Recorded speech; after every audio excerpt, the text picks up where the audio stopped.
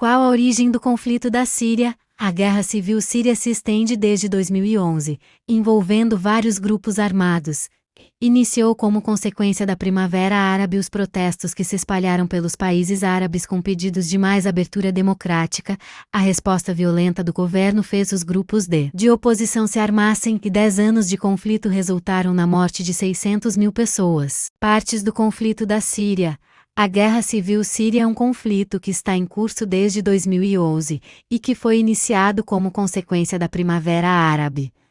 A população insatisfeita passou a protestar contra o governo de Bashar al-Assad e a repressão violenta motivou opositores a se armarem. Causas do conflito da Síria.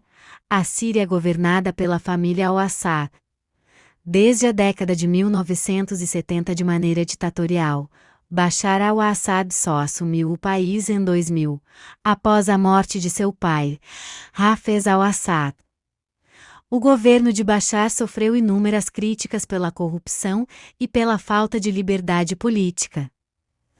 Essas críticas tomaram novas proporções com a Primavera. Consequência do conflito, ao longo de 10 anos, a guerra civil síria deixou consequências graves para esse país do Oriente Médio.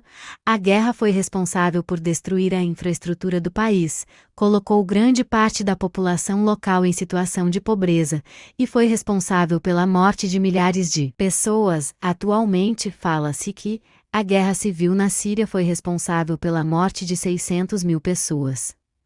Essa estatística foi disponibilizada pelo Observatório Sírio para os Direitos Humanos e inclui as pessoas que estão oficialmente mortas e desaparecidos que, dado o cenário do país, provavelmente são pessoas que faleceram e não tiveram seus corpos encontrados ou identificados. Síria hoje em dia, enquanto a crise continua, a esperança está se esvaindo.